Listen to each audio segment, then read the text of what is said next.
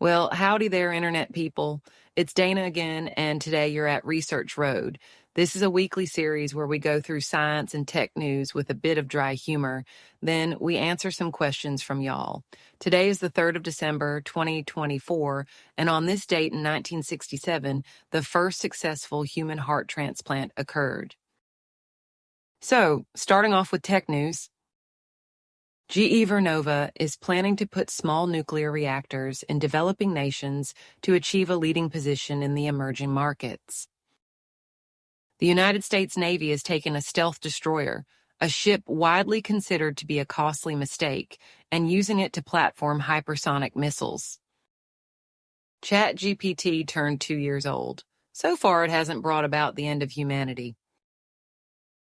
And now on to space.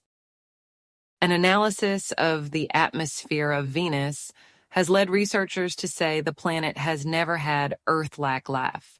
It also seems to cast doubt on the idea of oceans on Venus. One of the researchers further clarified by saying, "This doesn't completely rule out any life. It rules out Earth-like life." a water pipe in a server room has damaged NASA's Joint Science Operations Center's ability to process data from 2 spacecraft, the Solar Dynamics Observatory and the Interface Region Imaging Spectrograph. The craft are fine. The sun is reportedly at its solar maximum, which means we can expect more solar storms this year. Astronomers are still waiting for T Coronae Borealis to reignite and give us a show. It was supposed to happen sometime in September. For those who need a reminder, it's a binary star and recurrent nova that reignites once every 80 years or so. When it happens, you should be able to see it with the naked eye. Now it's time to talk about the developing climate crisis. Ocean acidification is spreading into deeper waters and threatening marine life. Carbon dioxide emissions are dissolving in the seawater and causing chemical reactions that alter the pH level and increase acidification. The plastic pollution treaty talks ended without an agreement. In the world of animals, a spade-toothed whale washed ashore back in July in a nearly perfectly preserved state, and it's being studied by researchers who know next to nothing about the species. It's one of the most rare whales on Earth and has never been seen alive at sea. The Pecos pupfish, which is a small fish in New Mexico, might end up with federal protections as a threatened species. There's been an active push to protect the fish for more than 15 years. What came first, the chicken or the egg? Well, science has concluded it was the egg. It concluded it in 2 different ways, actually. First, researchers have determined that the chicken was hybridized between 2 species, so the egg came first. Second, researchers at the University of Geneva have determined that a single-celled organism looks to have a similar embryonic process, and it predates the chicken by a lot.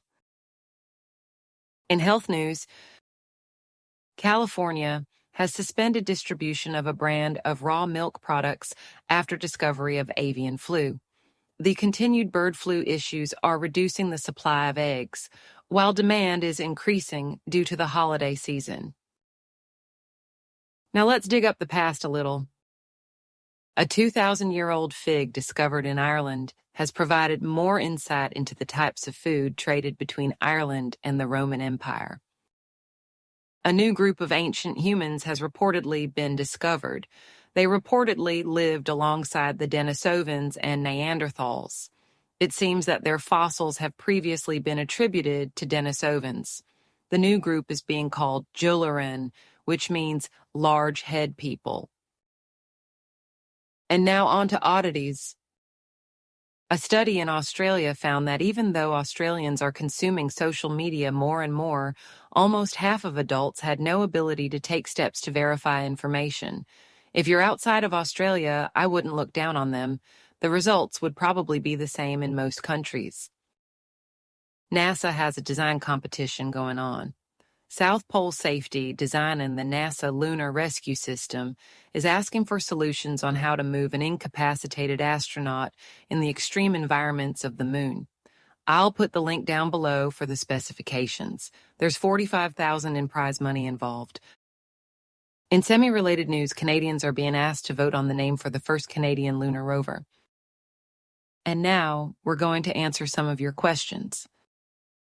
Dana, you keep covering avian flu when most aren't. Is that just because you have a health section, or do you think there's a real risk of a problem in the future? There will be another pandemic in the future. It's a statistical inevitability. Right now, lots of surveillance and luck are stopping it. That could change. I think it's something to watch and pay attention to and be prepared for, but not to panic about. This is especially true now that we're looking at a situation where scientific endeavors are underfunded. Do you watch animated sci-fi? Things like Lower Decks, Futurama, or Rick and Morty? If so, which I think you do, what is your favorite? Yes to all. I don't know if I have a favorite. Lower Decks is Star Trek, so it's in its own class. Then you have Futurama and Rick and Morty, which are both about a not-so-smart person exploring a science fiction-infused universe while being led by people who know more. It's a cool plot device and way for the viewer to see the world.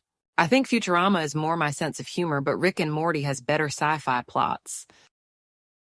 Are you worried about a Carrington event? So a Carrington event was a geomagnetic storm that occurred in the 1850s. It's associated with a coronal mass ejection. Since we're in the solar maximum, there are likely to be more of those. That's probably the prompt for the question. Events like that are expected to knock out electricity. An event like that today would likely lead to massive disruptions because we're more reliant on electricity today. Studies say it would cause trillions in damage and take years to recover from today. That being said, I'm not really worried about one. If it happens, we have to deal with it. There's nothing that can be done except maybe learn how to live without electricity. That looks like all the questions for this week. This week's quote is attributed to Charles Darwin. When primeval man first used flint stones for any purpose, he would have accidentally splintered them and would then have used the sharp fragments. From this step, it would be a small one to break the flints on purpose and not a very wide step to fashion them rudely. So that's all the data we have to date. Hope you enjoyed it and hope to see you again soon.